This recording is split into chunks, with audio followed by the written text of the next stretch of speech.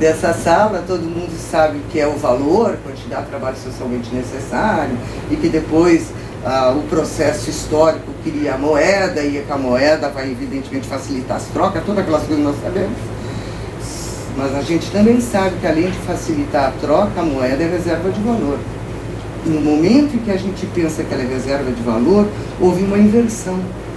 Aquilo que era para representar algo passa a ser o algo. Ou seja, aquilo que era para representar o valor passa a ser o valor. E a partir desse momento, a gente começa a atribuir preço para aquilo que não tem valor. O exemplo do Marx é honra. Honra não tem quantidade de trabalho socialmente necessário. Ok? Se bem que alguns podem dizer não, porque a educação da minha mãe, dá para explicar de algum jeito. Como nós estamos em tempos de mensalão, de repente alguém da plateia vai dizer que eu estou equivocada, né? Mas assim o Marx vai colocar. Então, eu fui lá para o livro 1 do Marx, para me apoiar naquilo que eu estava dizendo, que é o objetivo primeiro do capital. Se o capital puder, ele não quer uma fábrica com operários. Ele também não quer uma fábrica sem operários, toda automatizada. Ele sequer quer a fábrica. O que ele quer mesmo é dormir hoje e amanhã o capital dele está maior. É isso que ele deseja. E é isso que é o desenvolvimento do capital fictício, que o Marx já analisa na época dele, está presente no final do século XIX, início do século XX, dá a crise, tem a Segunda Guerra Mundial, este capital é tolhido.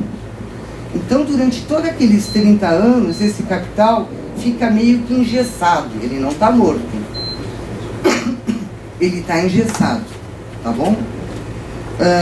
Quando aquele regime anterior dos 30 anos entra em crise e não viabiliza mais taxas crescentes de lucro, o outro capital que estava sendo tolhido, que estava ávido para sair de sua prisão, começa, né, a abrir as portas, evidentemente que ajudado pelos Estados Unidos e pela Inglaterra. Os dois estados que agem desregulamentando o mercado. Vocês sempre ouvem falar a todo momento do mercado, da desregulamentação e etc. Não é a desregulamentação do mercado de trabalho, é a desregulamentação de tudo. E houve esta desregulamentação primeira, que permitiu que o capital saísse de um país, fosse para outro, quando ele bem quisesse. Antes ele não podia fazer isso. Primeiro, que o regime de câmbio era fixo. E segundo, que existe uma série de legislação que não permitia isso fazer. Dentro dos países havia uma série de normas que os mais velhos devem se lembrar, né? Que quando aquele tempo que o banco era banco, caixa de poupança era caixa de poupança, não era no mesmo lugar que o banco. Fazer seguro era uma outra instituição. Hoje está tudo junto. Pior que isso, tu entra numa indústria, a indústria tem banco. Tu vai no supermercado, o supermercado não está ali para facilitar o acesso às mercadorias que foram compradas da indústria. Claro que também está. Mas o que ele te vende? Cartão de crédito. Ou seja, não existe mais fronteira entre as frações do capital. Quando que isso é feito? Dos anos 80 em diante, a partir do desmonte daquela regulamentação e a partir da liberalização. Tu cuida no horário? Não, tranquila não, tu tem que me dizer quanto tempo eu tenho. Tá? Mais 20, então tá bom. Mais 10 eu te... Tá, não, mais 10 tá bom. Quando você... Já vai. Dá liberdade ao capital portador de juros, ou vou falar assim, capital dinheiro, tá? Para entender ele. Na verdade, você está concedendo liberdade a todos os capitais, a todas as frações de capital. A diferença é que o capital, o dinheiro, chega primeiro. Uma fábrica, quando quer se deslocar de um lugar para outro, primeiro tem que se tornar líquida para chegar lá. Agora o dinheiro, na hora. Aliás, hoje não precisa mandar o dinheiro, né? Ele simplesmente manda um comando.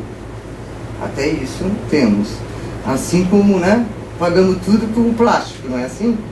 Eu ainda não, viu? Eu resisto bravamente.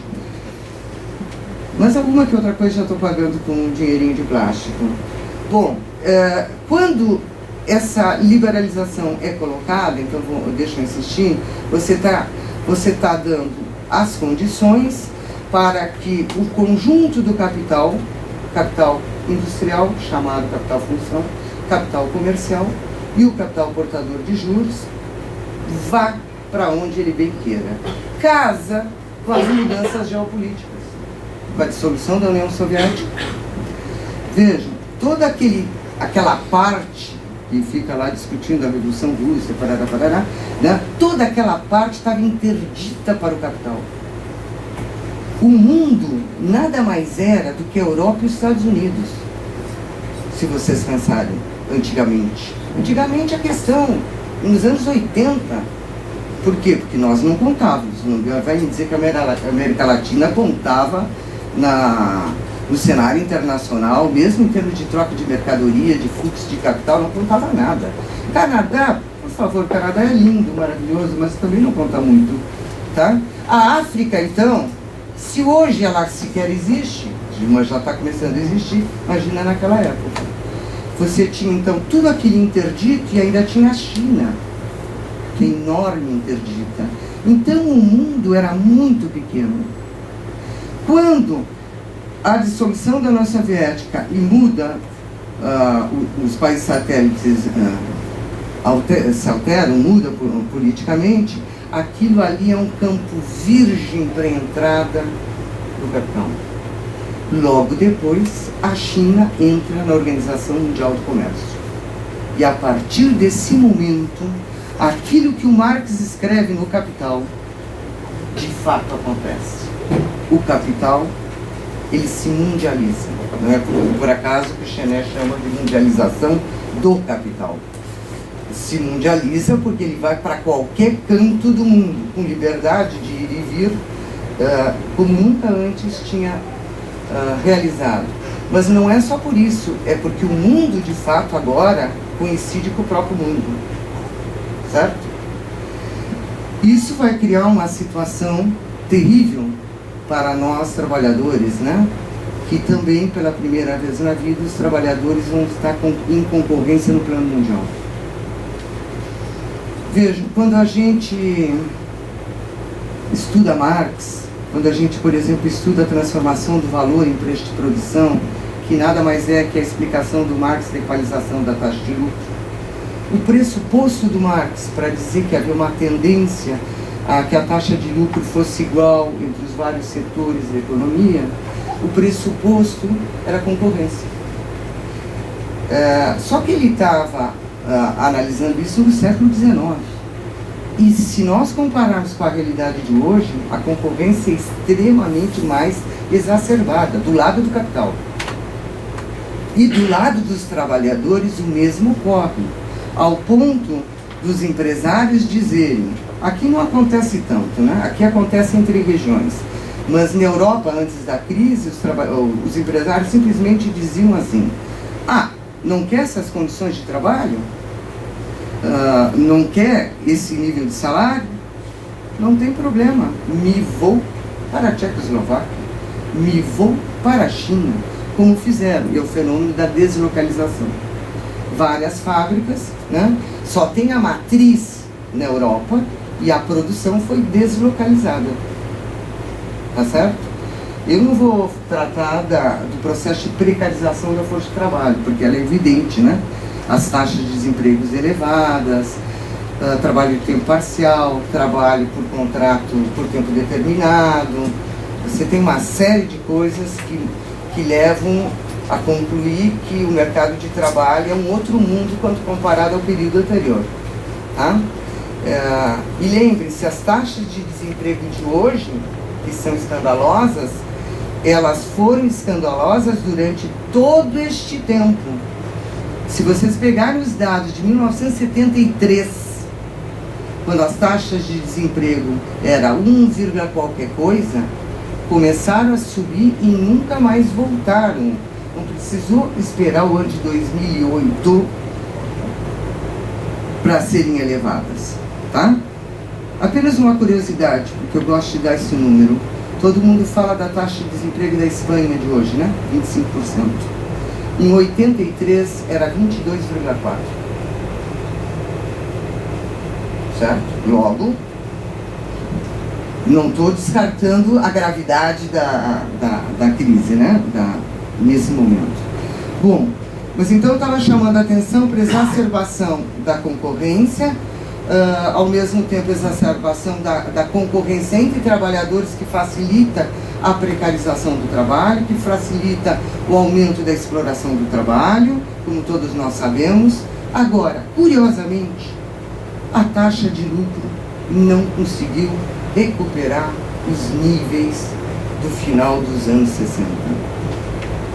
Ela volta a subir a partir de 86, mas ela volta a subir com um mix entre o lucro obtido dentro da empresa e o lucro, entre aspas, obtido junto ao tal do sistema financeiro.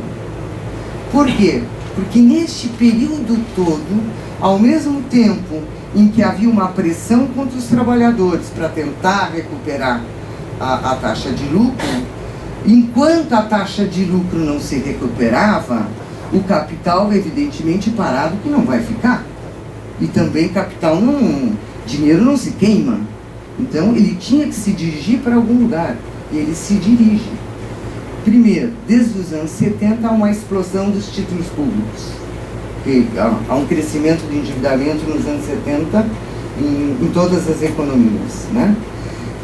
Depois se dirige para a Bolsa, e depois vem toda aquela engenharia de derivativos.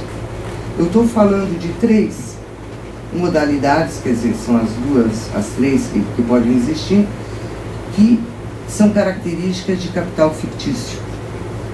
Capital fictício entendido como aquele que não tem nenhuma relação com exploração de mais-valia, com produtivo. Por isso que ele é fictício, gerando lucros fictícios. Não que sejam lucros fictícios para quem está embolsando.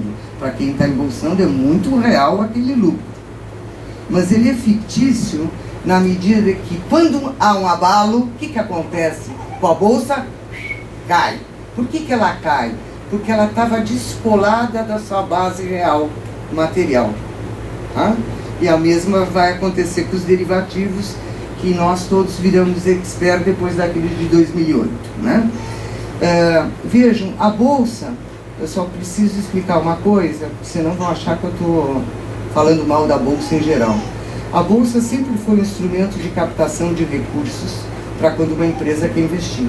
Quando uma empresa quer investir, ela abre seu capital e coloca ações à venda.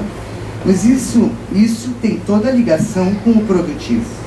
O problema é que depois que você coloca as ações à venda, essas ações, elas, claro que não pelas suas próprias pernas, mas elas ganham vida, porque elas começam a ser vendidas e compradas. E aí a gente chama de mercado secundário, que é aquele mercado que é a base da especulação. Todo mundo comprando, todo mundo vendendo, só que não tem nenhuma contrapartida com o real. E aí descola. E quando descola, vem uma crise, evidentemente, que tem que baixar e se aproximar do real. Este é o momento que nós estamos vivendo. Então vejam, a crise, essa que nós estamos vivendo hoje na Europa e nos Estados Unidos, ela, em primeiro lugar, ela não começou agora. Em segundo lugar, ela nada mais é do que o desdobramento, ou se vocês quiserem, a consequência da fuga para frente que o capital fez. O capital, ao não conseguir resolver o problema, a sua contradição, ele foge utilizando outros meios, mudando a regra do jogo e utilizando outros meios, e um meio que lhe permitiria rentabilidade fácil, né? Só que ao fazer isso ele está criando evidentemente outras contradições, e essas contradições em determinados momentos, geram uma crise. E esta crise tem mais uma característica. Agora estou falando esta, tá? E esta crise tem mais uma característica.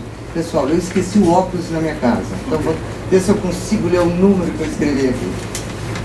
Acho que eu consigo, tá? 3 informações.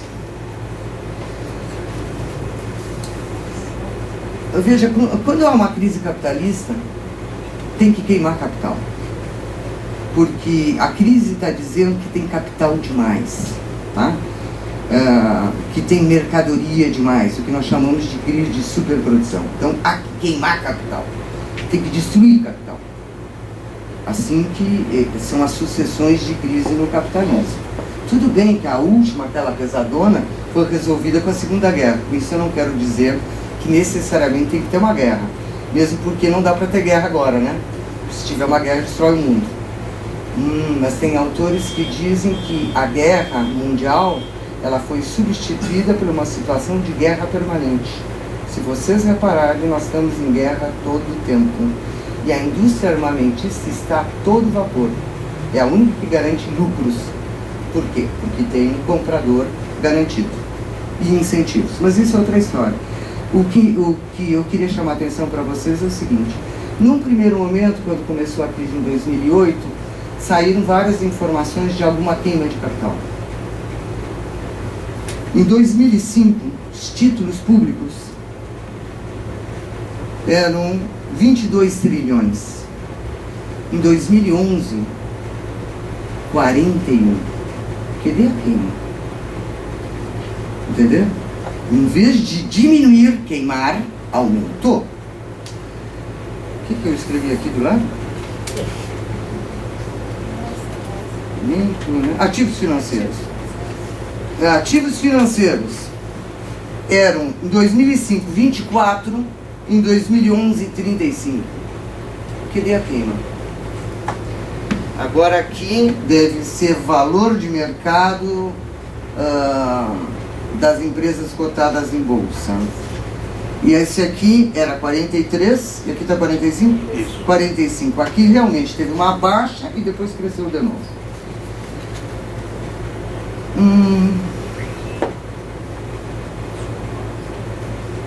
Por último, são os derivativos.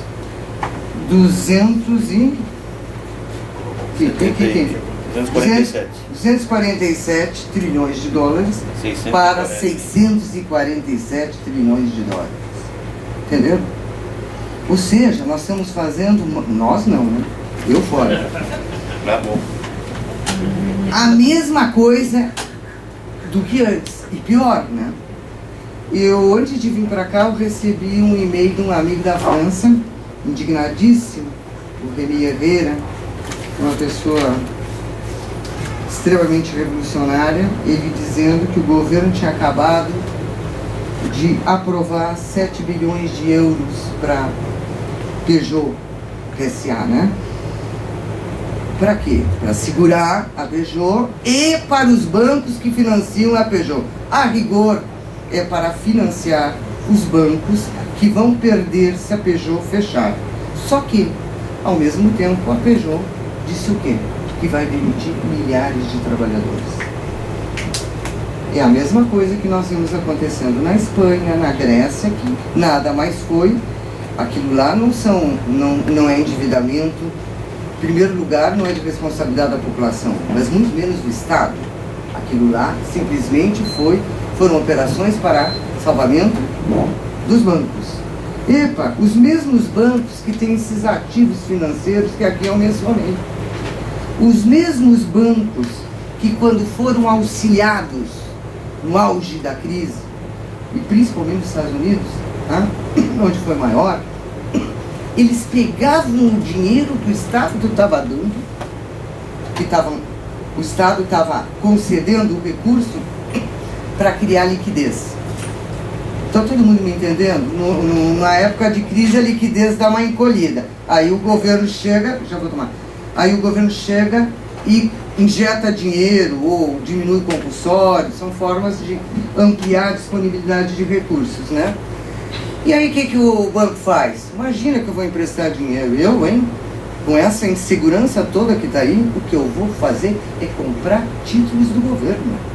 Então, ele me dá ou a fundo perdido, ou uma taxa de juros desse tamanhico, e eu ainda pego o título que me remunera mais alto. Entendeu? E assim a brincadeira começa. E ao mesmo tempo, corte de salários, corte de aposentadorias.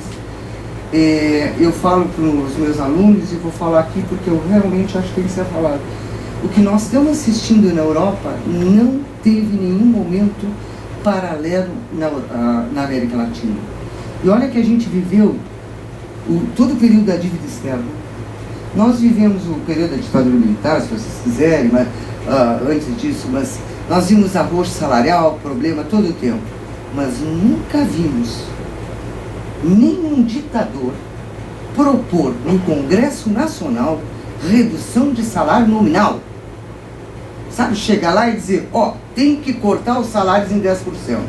No mínimo aquilo é um pouquinho mais elegante. A inflação subiu um pouquinho mais e tu dava um jeitinho na inflação, né? Tá? Mas entenderam? Lá a coisa tá absolutamente... eles não têm nenhum constrangimento de dizer que estão lá para defender um determinado lado. E isso é chocante. E essa crise, agora chega de falar, né? E essa crise, ela está em franco desenvolvimento, e não sei qual vai ser o fim dela. Ninguém vai me perguntar sobre isso, porque eu não tenho realmente a mínima ideia, né? Espero que a Olivia tenha razão, que a gente consiga discutir, aprofundar e, quem sabe, ser participante de movimentos que impeçam que os objetivos primeiros dele, que é resolver a crise em cima dos trabalhadores, tenham sucesso. Ok? É isso.